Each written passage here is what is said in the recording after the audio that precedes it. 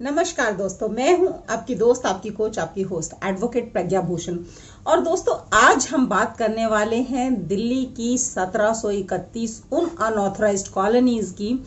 जहां पे 40 लाख लोग ऐसे हैं जो प्रभावित होने वाले हैं, जिनको अब मालिकाना हक मिलने वाला है अपने घरों का। और दोस्तों, ये लॉ वैसे जिसकी मैं आज बात करने वाली हूं वो 2019 में आ गया था,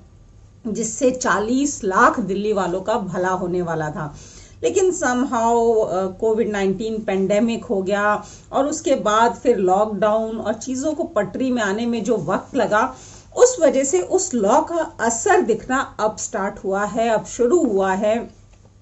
और लोगों को मालिकाना हक मिलना शुरू हो गया है। तो बहुत से ऐसे मेरे व्यूअर्स हैं जो जानना चाहते हैं कि ये लॉ क्या है और किस तरह से वो इसका फायदा उठा सकते हैं। जो 40 लाख दिल्ली वासी इन 1731 अनऑथराइज्ड कॉलोनीज में रहते हैं,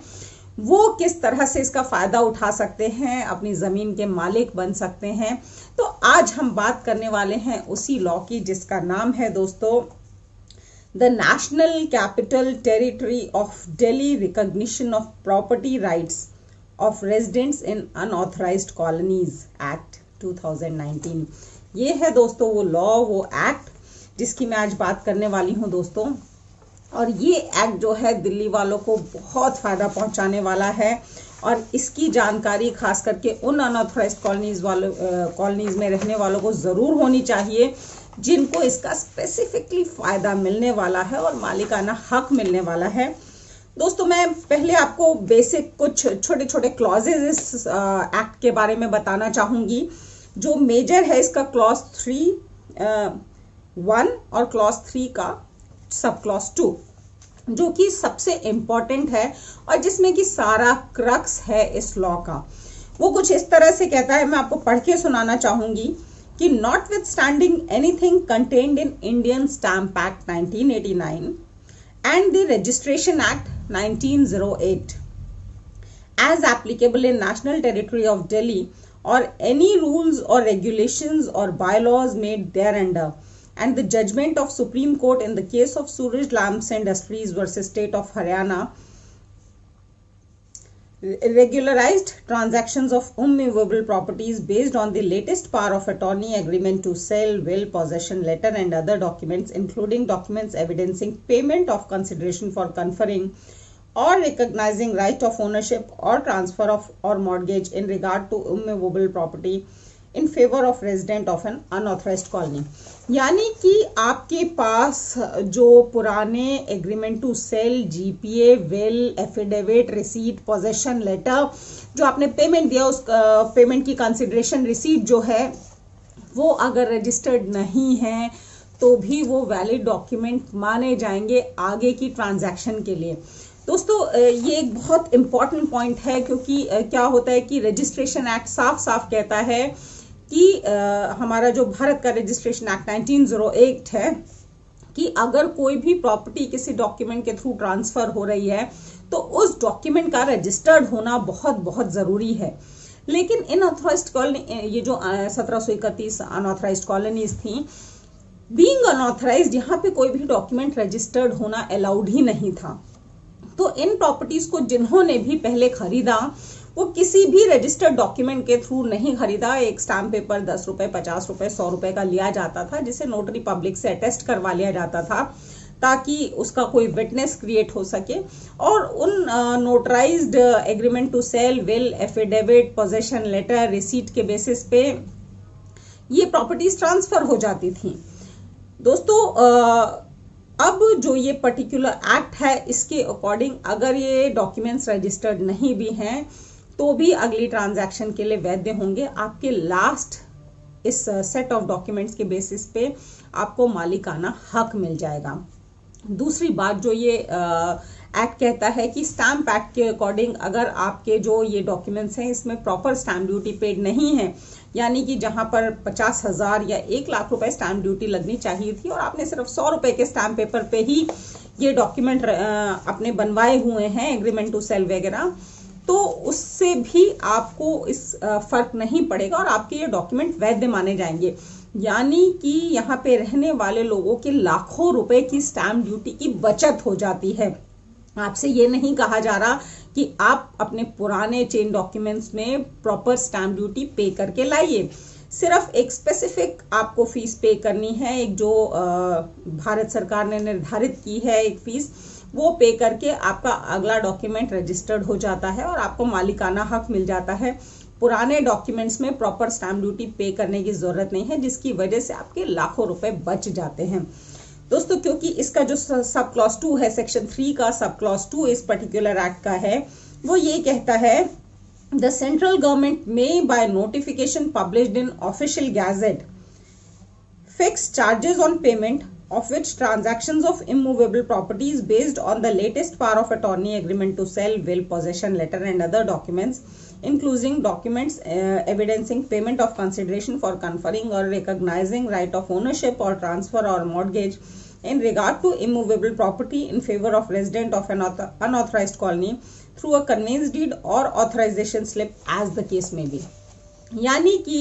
जो सेंट्रल गवर्नमेंट है, जो भारत सरकार है, वो एक फिक्स्ड अमाउंट फिक्स कर देगी जो पेमेंट होने पर आपके फेवर में या तो कन्वेंस डीड एग्जीक्यूट हो जाएगी, रजिस्टर्ड हो जाएगी, या फिर ऑथराइजेशन स्लिप रजिस्टर्ड हो जाएगी। और वो जो एक डॉक्यूमेंट होगा वो वैध डॉक्यूमेंट होगा। उसके बेसिस पे आप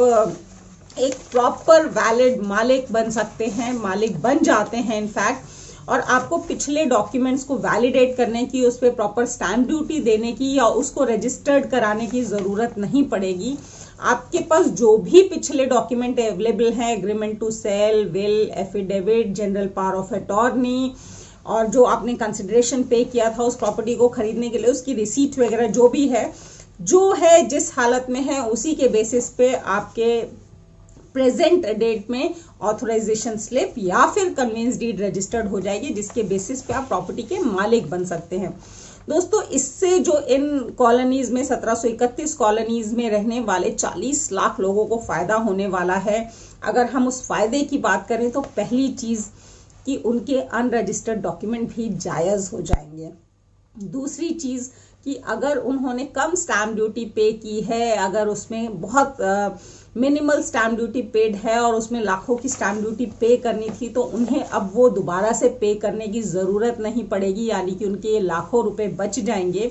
और सिर्फ एक फिक्स्ड अमाउंट जो कि भारत सरकार तय करती है, उस अमाउंट को पे करके आप रजिस्टर्ड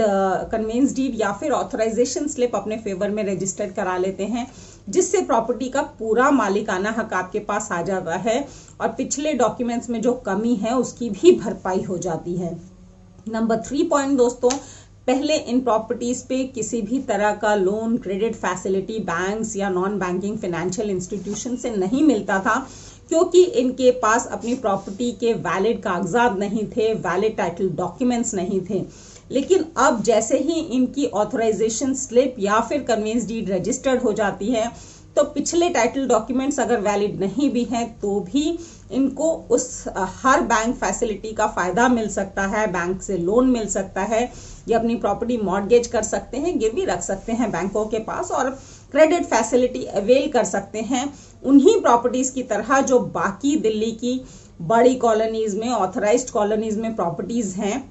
यानी कि आपकी भी लीगल जो सैंक्टिटी है प्रॉपर्टी की, वैल्यू है आपके कागजों की, उतनी ही हो जाती है जिस तरह से किसी डीडीए की प्रॉपर्टी की या फिर एलएनडीओ की प्रॉपर्टी की या फिर किसी भी और बड़ी प्रॉपर्टी की दिल्ली में है। तो यानी कि आपको अब क्रेडिट फैसिलिटी भी मिल पाएगी अपनी इस प्रॉपर्टी के ऊपर।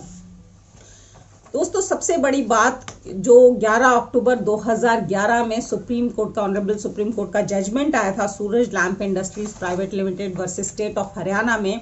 कि GPA, agreement to sell, will, affidavit के बेसिस पे जो ट्रांसफर होते हैं वो कंप्लीट ट्रांसफर नहीं माने जा सकते, उनको एब्सोल्यूट सेल नहीं माना जा सकता। तो उसको भी इस पर्टिकुलर एक्ट में कवर किया गया है और स्पेसिफिकली बताया गया है कि सुप्रीम कोर्ट के उस जजमेंट के बावजूद इनके जो पुराने आपके पास डॉक्यूमेंट्स हैं, GPA, ATS, will, affidavit, possession slip, receipt,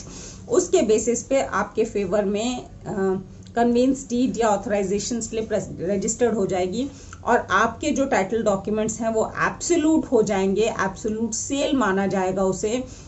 और इसके बाद आप अपनी प्रॉपर्टी को कहीं पे भी प्रॉपर सेल डीड के थ्रू खरीद या बेच सकते हैं और इसमें कोई भी आपको कानूनी अड़चन नहीं आएगी।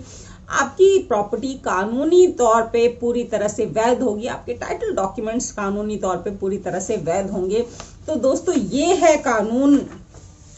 जिसका नाम है the national capital territory of Delhi, recognition of property rights of residents in unauthorised colonies act 2019। तो दोस्तों ये एक्ट उन लोगों की किस्मत बदलने वाला है जो इन अनऑथराइज्ड कॉलोनीज में रहते हैं।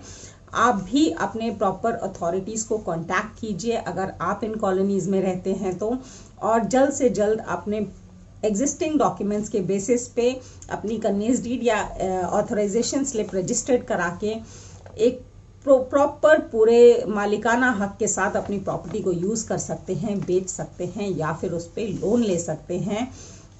तो ये था आज का वीडियो। आपको इससे रिलेटेड कोई भी क्वेरी हो, कोई भी शंका हो, कोई भी शंसा हो, आप इस नीचे दिए गए कमेंट बॉक्स में ज़रूर पूछें। मैं आपकी पूरी हेल्प करने के लिए तैयार हूं, क्योंकि ये आपको देगा अपना घर, अपने सपनों का घर कानूनी तौर पे। मिलते हैं मेरे नेक्स्ट वीडियो में, तब तक के लिए थैंक यू, धन्यवाद, नमस्कार, शब्बा खैर।